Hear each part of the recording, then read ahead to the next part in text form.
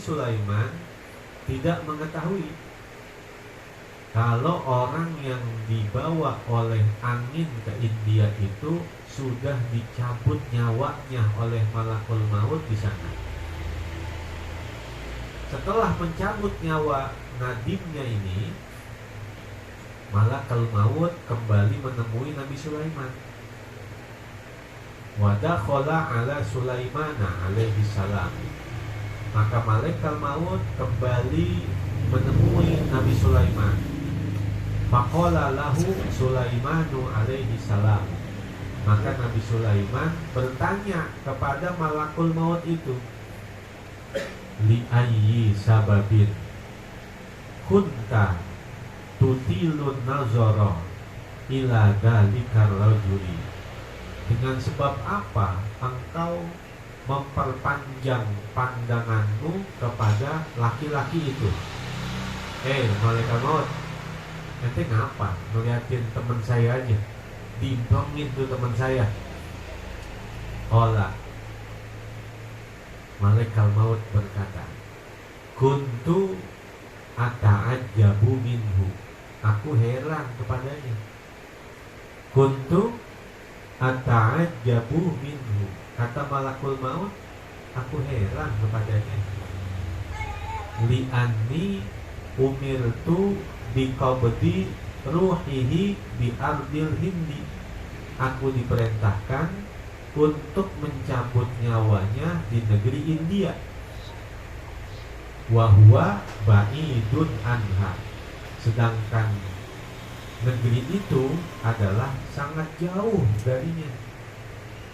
Ila an at-tafiqah, sampai bahwa aku menghadap kembali kepada Allah.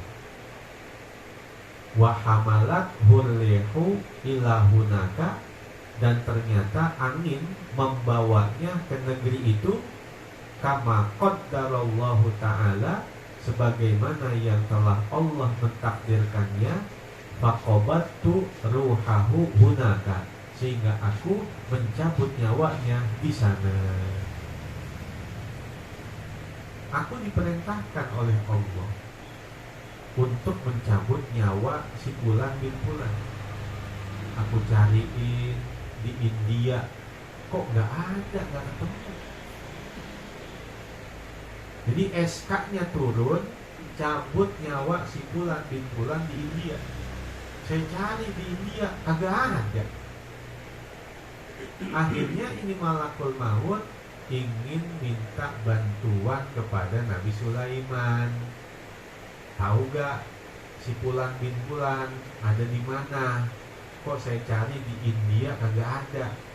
Namanya Nabi Allah kan orang-orang yang dekat dengan Allah. Pengen nanya, kayak tukang paket nanya alamat. Ini alamatnya di mana ya? Saya cari gak nemu-nemu. Datang ke rumah RT, datang ke rumah RW, nanya alamat tersebut. Di mana ini ya alamat ini? Malakul maut sama begitu. Ketika dia diperintahkan mencabut nyawa seseorang di India, dia ke India kok kagak ada. Akhirnya dia datang kepada Nabi Sulaiman kan. Gue pengen nanya sama Nabi Sulaiman, pengen tahu kira-kira tahu apakah gak nih orang ini ada di mana. Ketika dia datang menemui Nabi Sulaiman, kaget di malakul maut. Kenapa? Karena orang yang mau dicabut nyawanya lagi duduk sebelahan dengan Nabi Sulaiman. Makanya saya liatin aja, ini benar apa enggak? Ini benar apa enggak? Jadi saya implongin ke orang. Akhirnya setelah itu saya balik lagi nanya kepada Allah, ya Allah, benar orangnya Fulan bin Fulan, ciri-cirinya begini, benar, nggak salah. Tapi ya Allah, Engkau perintahkan aku mencabut nyawanya di India, tapi kok dia ada di sisinya Nabi Sulaiman? Bingung dia. Kata Allah, udah turun aja sono, jalanin tugas saja. Akhirnya dia turun ke India langsung. Ternyata benar ada di situ. maka dia cabut nyawanya di sana. Setelah mencabut nyawa orang tersebut, dia balik lagi menemui Nabi Sulaiman. Kan Nabi Sulaiman nanya, ente kenapa ngeliatin teman saya aja? Kata itu malaikat maut, tadinya saya bingung. Saya disuruh nyabut nyawanya di India, tapi kok ada di sisimu? Kata Nabi Sulaiman, Masya Allah, itu orang setelah melihat dirinya engkau memandangnya dengan pandangan yang menyeramkan, dia ketakutan. Dia perintahkan aku untuk membawa angin, membawanya ke negeri India, ujung negeri India. Dan itu ternyata sesuai dengan takdir Allah Subhanahu wa ta'ala. Itulah makna idza jaa ajaluhum la yastakhiruna sa'atan wa la yastaqdimun. Apabila ajal telah ditentukan, maka satu napas pun tidak akan bisa dimajukan atau dimundurkan. Kemudian 129. Ini ceritanya panjang, kita kelarin aja ya. Bukia kana barsiso, dihikayatkan adalah barsiso.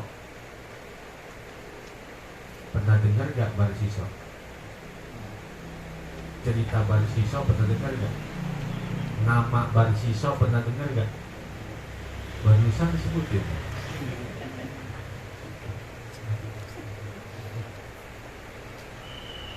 Karena barsiso, dihikayatkan adalah barsiso lahu situna alfan minat talamidati. Dia memiliki 60.000 murid. Berapa muridnya? Punya murid 60.000. Wa kanu yamshuna fil hawa bi barakatihi, dan mereka semua dapat terbang di udara dengan keberkahannya. Kalau udah jemput nama barsiso bisa terbang. Bukan satu orang, semuanya. Wa kanu yamshuna fil hawa bi barakatihi, dan mereka dapat terbang di udara dengan keberkahannya. Al-barokah fil khidmah, keberkahan itu ada dalam khidmah. Apa itu khidmah? Taat kepada orang tua, taat kepada guru, itu khidmah namanya. Di situ ada keberkahan. Dalam Al-Quran ada namanya qiyas aulawi. Qiyas aulawi wala taqul lahuma uff. Kepada orang tua itu jangan kamu berkata ah, uff. Kalau disuruh jangan pakai bilang entar dulu. Walaupun sesibuk-sibuknya kita, bilang ya siap, begitu. Karena kalau kita bilang ya tar dulu, ada entar dulunya, jatuh adab kita dalam pandangan Allah. Karena itu udah buruk adab namanya. Jadi sesibuk-sibuknya kita, wala takul lahuma uff, ah, apalagi ah aja nggak boleh, apalagi ditambahin iya entar dulu. Jadi jangan. Kalau diperintah apapun pakai bahasa iya entar dulu, harus dihapus itu. Siap, udah begitu aja. Atau iya, walaupun ketika kita udah bilang iya, ngerjainnya entar-entaran, kagak apa-apa. Karena kita sudah memenuhi perintah itu dengan kegembiraan, dengan senang hati. Iya, siap, walaupun ngerjainnya entar-entaran, nggak apa-apa. Tapi kalau dia niat ngerjain tapi jawabannya iya entar dulu, udah jatuh dia dalam pandangan Allah. Paham itu? Jadi wala takul lahuma uff, sama orang tua, sama siapa aja, Kalau disuruh jangan pakai jawab iya ntar dulu, dibuang ntar dulunya, iya aja. Walaupun kita lagi nyuci, bapak kita manggil, Ois, ono, adiknya jagain dulu, siap. Jangan pakai ntar dulu. Apalagi kagak tahu apa orang dicuci motor, apalagi ditambahin begitu. Semakin banyak tambahannya, semakin besar dosanya. Pokoknya jawab siap, iya, beres. Ois, itu jagain adiknya, walaupun kita lagi nyuci motor, iya, siap. Jangan iya, tak dulu, kagak niat apa ini. Tambahin tak dulu, kagak lihat apa ini. Semakin ada tambahannya, semakin besar dosanya. Jadi cukup iya, udah, jangan pakai ada tambahan tak dulu.